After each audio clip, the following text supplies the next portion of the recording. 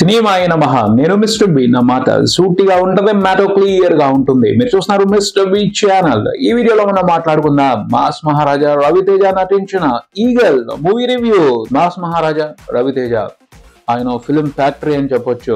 హిట్లతోనూ ఫ్లాపులతోనూ సంబంధం లేకుండా ఆ ఫ్యాక్టరీ నుంచి వరుసగా సినిమాలు వస్తానే ఉంటాయి. సినిమా పట్ల, తన వృత్తి పట్ల, నటన పట్ల మాస్ మహారాజాకున్న సాలిడ్ ప్యాషన్ అది అని చెప్పొచ్చు. అలుపు లేకుండా, విరామం తీసుకోకుండా సినిమాలు చేస్తానే ఉంటారు రవితేజ. ఆయన వరుసగా సినిమాలు తీయటమే కాదు, కొత్త దర్శకులకి ఎప్పటికప్పుడు అవకాశాలు ఇస్తా ఉంటారు. రవితేజ లాంటి హీరో ఇండస్ట్రీకి చాలా అవసరం. ఎందుకంటే ఎప్పటికప్పుడు కొత్త టాలెంట్ ని ప్రోత్సహించడం, వాళ్ళకి అవకాశాలు ఇస్తూ ఉండటం, వరుసగా సినిమాలు చేయటం మూలంగానే ఏ ఇండస్ట్రీ అయినా దృఢంగా ఉంటది. ఫిల్మ్ ఇండస్ట్రీకి మంచి జరిగేది ఇలాంటి స్టార్ హీరోల మూలంగానే. పోతే రవితేజ మంచిగా చేస్తున్నాడు ఇండస్ట్రీ కోసం, కానీ ఆయనకే మంచి సరిగ్గా జరగటం లేదు అనిపిస్తా ఉంది. ఎందుకంటే ఆయన సినిమాల సక్సెస్ రేట్ తక్కువగా ఉంటుంది. ఆ మ్యాటర్ కు సంబంధించి మార్పు రావాల్సిన అవసరం ఉంది.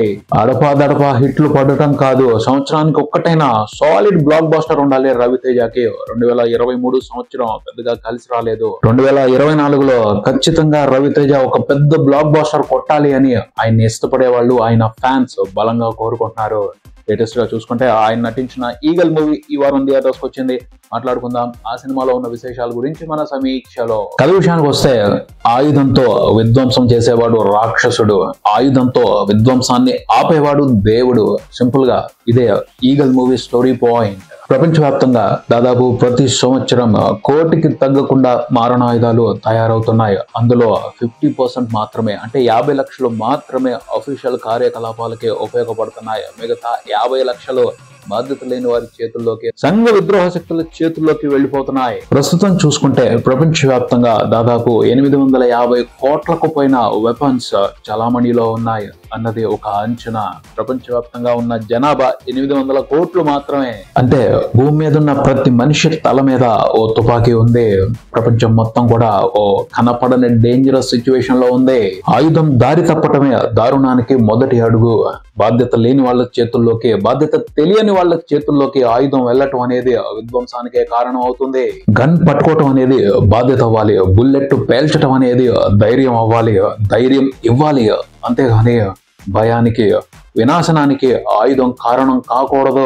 ఇవి ఈ సినిమాలో hero Sahadev Varma alias eagle పెట్టుకున్న ప్రిన్సిపల్స్, ఫాలో అవుతున్న ప్రిన్సిపల్స్. అందుకోసం ఏం చేశాడు, వ్యాపారస్తుల్ని కంట్రోల్లో పెట్టాడు. ఒక దేశ ఆర్మీతో చిన్నగా గొడవ పెట్టుకున్నాడు. అలాగే ఇంటెలిజెన్స్ బ్యూరోలతో పెద్దగానే కయ్యం పెట్టుకున్నాడు. నక్సలైట్లతో గొడవ పెట్టుకున్నాడు, టెర్రరిస్టులతో గొడవ పెట్టుకున్నాడు. ఇవన్నీ ఎలాంటి పరిణామాలకి అవకాశం కల్పిస్తాయి, యుద్ధానికి అవకాశం కల్పిస్తాయి. తప్పదు, ధర్మం కోసం కూడా యుద్ధం చేయాల్సి వస్తుంది. ఆ యుద్ధాన్ని సహదేవ్ వర్మ ఎలా చేశాడు తెలుసుకోవడమే సినిమా. సహదేవ్ వర్మ ఒక రైతు, కానీ ఈగల్ ఎవరు? సహదేవ్ వర్మకి ఈగల్ అనే వేరే పేరు ఎందుకుంది? అది ఇంట్రెస్టింగ్ మ్యాటర్ ఈ సినిమాలో. విశ్లేషణ విషయానికి వస్తే, ఈగల్ ఈ cinema high voltage, heavy entertaining action thriller అని చెప్పాలి. సింపుల్ గా కాదు, నార్మల్ గా కాదు, ఇంట్రెస్టింగ్ గా కాదు, సాలిడ్ గా కూడా కాదు, హెవీగానే యాక్షన్ ఎంటర్టైన్మెంట్ ని ఇచ్చిపడేస్తుంది ఈ సినిమా. గట్టిగా లోడ్ ఎక్కువైపోద్ది, బరువు మోయటం కష్టమే. అయినప్పటికీ ఆ హెవీ యాక్షన్ థ్రిల్లర్ ని ప్రేక్షకుల మీద కనికరం లేకుండా పెట్టేశాడు ఈ సినిమాతో దర్శకుడిగా పరిచయం అయిన కార్తిక్ ఘట్టమనేని. తన ఫస్ట్ సినిమాతో హై రేంజ్ లోనే యాక్షన్ థ్రిల్లింగ్ ని తెలుగు ప్రేక్షకులకి ఇవ్వాలి అనుకున్నాడు కార్తిక్ ఘట్టమనేని. అందుకనే భారీ విశేషాలని తీసుకొచ్చి సినిమాలో ఇన్వాల్వ్ చేశాడు. ఆ భారీ విశేషాల గురించి తర్వాత మాట్లాడుకుందాం. ముందు సినిమాలో ఉన్న పాజిటివ్ విశేషాల గురించి మాట్లాడుకుందాం. ప్రొడక్షన్ వాల్యూస్ సూపర్బ్ ఉన్నాయి సినిమాలో. ఆ ప్రొడక్షన్ డిజైనింగ్, ఆ సెట్స్, ఆ కాస్ట్యూమ్స్, ఆ గన్స్, ఆ అట్మాస్ఫియర్ ఎక్సలెంట్ గా ఉన్నాయి సినిమా అంతా కూడాను. దర్శకుడు కొత్తవాడైనప్పటికీ పీపుల్స్ మీడియా ఫ్యాక్టరీ భారీగా ఖర్చు పెట్టింది సినిమా కోసం. ఆ ఖర్చు, ఆ క్వాలిటీ స్పష్టంగా కనపడుతుంది సినిమా అంతా కూడాను. Karthik Ghattamaneni proved technician, Telugu film ఇండస్ట్రీలో పాపులర్ సినిమాటోగ్రాఫర్. సో సినిమాలో టెక్నికల్ డిపార్ట్మెంట్స్ వర్క్ మాత్రం మోత మోగిపోయింది. కార్తిక్ ఘట్టమనేని ఈ సినిమాకి దర్శకుడు మాత్రమే కాదు, కథ కూడా ఆయనదే. వేరొక పర్సన్ తో కలిసి స్క్రీన్ ప్లే కూడా ప్రిపేర్ చేశారు. అక్కడి వరకైనా మరో ఇద్దరితో కలిసి ఈ సినిమాకి సినిమాటోగ్రఫీ కూడా ఆయన చేశారు. ఆ పైన ఎడిటింగ్ కూడా ఆయనే చేశారు ఈ సినిమాకి. మల్టీ టాలెంటెడ్, మల్టిపుల్ డిపార్ట్మెంట్స్ ని హ్యాండిల్ చేశారు. అది కూడా మంచి కమాండ్ తో హ్యాండిల్ చేశారు. టెక్నికల్ డిపార్ట్మెంట్స్ వర్క్ చూస్తే మాత్రం, ఆ క్వాలిటీ చూస్తే మాత్రం ఎక్సలెంట్ ఉందనే చెప్పాలి. యాక్షన్ సీక్వెన్స్ లు పిక్చరైజ్ చేయడానికి సంబంధించి కార్తిక్ ఘట్టమనేనికి ఓ స్పెషల్ టేస్ట్ ఉందని అర్థం అవుతుంది. కాకపోతే ఆ టేస్ట్ మీద చాలా మంది ఇన్ఫ్లుయెన్స్ కనపడుతుంది. దాని గురించి నెగిటివ్స్ లో మాట్లాడుకుందాం. సినిమాలో విజువల్స్, ఆ విజువల్స్ కి సంబంధించిన క్వాలిటీ మాత్రం మెస్మరైజింగ్ గా ఉందని చెప్పాలి.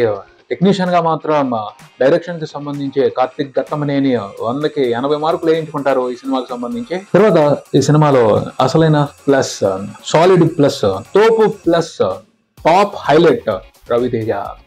ఆయన సూపర్ గా నటించారు. కొత్త మేకఓవర్ లో కనిపించారు. సినిమాలో 2 గెటప్ లో కనిపిస్తారు రవితేజ. ఒకటి ఈగల్, 2 సహదేవ్ వర్మ.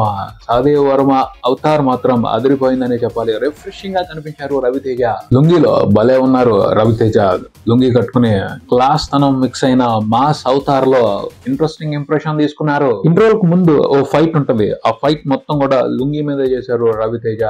రవితేజ ఫ్యాన్స్ కి ఆ ఫైట్ లో ఆయన చేసిన పెర్ఫార్మెన్స్ సూపర్ ట్రీట్ అని చెప్పాలి. సినిమాలో మరికొన్ని ఫైట్స్ ఉన్నాయి. కాకపోతే ఆ ఫైట్స్ లో రవితేజ కంటే యాక్షన్ డిజైనింగ్ బాగా హైలైట్ అవుతా ఉంటది. ఎందుకంటే కార్తిక్ ఘట్టమనేని ఈ సినిమాలో ఉన్న ఫైట్స్ లో డిఫరెంట్ వెపన్స్ ని తీసుకొచ్చారు. ఆ డిఫరెంట్ వెపన్స్ తో జరిగే ఫైట్ ఎక్కువ అటెన్షన్ కొట్టేస్తా ఉంటది. అంటే విక్రమ్ ఇన్స్పిరేషన్ ఉంది, అలాగే కేజీఎఫ్ ఇన్స్పిరేషన్ కూడా ఉంది.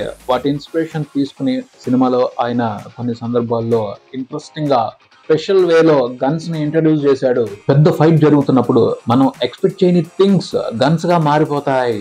అప్పుడు మాత్రం సర్ప్రైజ్ అయిపోతాం.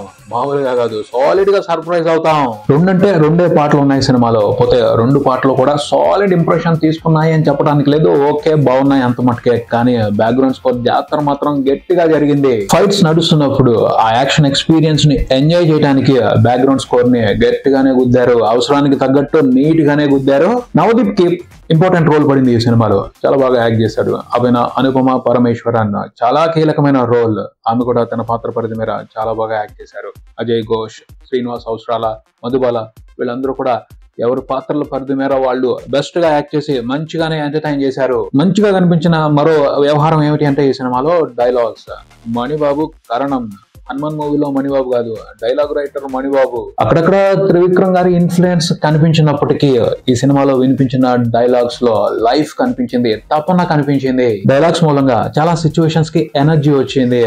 ఎమోషన్ ని ఎలివేట్ చేయడం కోసం, మెసేజ్ ని కన్వే చేయడం కోసం, ఫిలాసఫీని అర్థమయ్యేట్టు చెప్పడం కోసం డైలాగ్స్ తో గట్టిగానే కష్టపడ్డారు ఈ మూవీ టీం. ఇవి సినిమాలో ఉన్న ప్లస్ల గురించే ఎక్కువ మాట్లాడాను. ఎందుకు మాట్లాడాను అంటే ఈ సినిమా కోసం పనిచేసిన వాళ్ళందరూ కూడా చాలా కష్టపడ్డారు. వాళ్ళ కష్టం ఈ సినిమాలో ప్రతి ఫ్రేమ్ లోనూ కనపడింది. కొన్ని క్యాలిక్యులేషన్స్ తప్పొచ్చు, సినిమా అనుకున్నట్టు రాకపోవచ్చు, కానీ టాలెంట్ ను మాత్రం అప్రిషియేట్ చేయాలి. కొంతమంది నిర్లక్ష్యంగా సినిమాలు తీస్తారు, కానీ కొంతమంది నిజాయితీగా కష్టపడి సినిమా తీస్తారు. క్యాలిక్యులేషన్స్ తప్పొచ్చు, కానీ వాళ్ళ కష్టంలో ఉన్న నిజాయితీని గుర్తించాలి కదా.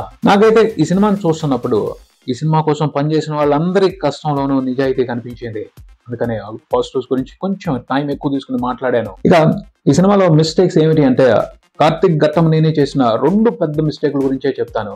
ఒకటి, ఆయన లోకేష్ కనకరాజ్, ప్రశాంత్ నీల్, బోయపాటి శ్రీను, త్రివిక్రమ్ వీళ్ళందరూ పని నుంచి ఇన్స్పైర్ అయ్యి దానికి తగ్గట్టుగా తెలుగు ప్రేక్షకుల్ని ఎంటర్టైన్ చేయడానికి సినిమా తీయాలి అనుకున్నారు. వాళ్ళందరూ కూడా ఎవరి స్టైల్ కి తగ్గట్టు వాళ్ళు సినిమాలు తీస్తారు, కానీ కార్తిక్ ఘట్టమనేని వాళ్ళందరూ స్టైల్స్ కలిపి సినిమా తీయాలని ట్రై చేశారు. పోతే అది హెవీ అయిపోయింది, మొయ్యలేనంత హెవీ అయిపోయింది. టెక్నీషియన్ గా కార్తిక్ ఘట్టమనేని బ్రిలియంట్. సినిమాటోగ్రఫీ గానీ డైరెక్షన్ గానీ సూపర్ ఉన్నాయి. బాగా తీశాడు కొన్ని సీన్స్ ని ఆయన. కాకపోతే స్క్రీన్ ప్లే విషయంలోనే అవుట్ ఆఫ్ కంట్రోల్ అయిపోయారు. టూ మెనీ ప్లాట్స్ తీసుకున్నారు, చాలా క్యారెక్టర్స్ తీసుకున్నారు.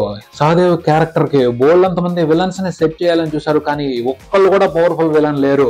Prashanth Neel multiple details, multiple plots తీసుకున్న స్క్రీన్ ప్లే ని ఇంట్రెస్టింగ్ గా అల్లుతాడు. అది ఆయన స్టైల్, అది ఆయన unique skill. Karthik Ghattamaneni so many plots తీసుకున్నారు, టూ మచ్ డీటెయిల్స్ తీసుకున్నారు, వాటిని ఇంట్రెస్టింగ్ గా అల్లలేకపోయారు. హెవీ అయిపోయింది ఎంటర్టైన్మెంట్, భరించలేనంతగా.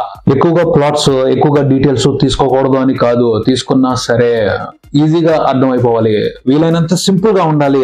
అప్పుడే ఆడియన్స్ ఓన్ చేసుకుంటారు, లేకపోతే కన్ఫ్యూజ్ అవుతారు. చాలా పెద్ద కథ రాసుకున్నాడు. ఆ కథని అన్ని సందర్భాల్లోనూ ఇంట్రెస్టింగ్ గా చెప్పలేకపోయాడు. కొన్ని డీటెయిల్స్ అవసరం, వాటిని ఇవ్వడం కోసం టైం ఎక్కువ తీసుకున్నాడు.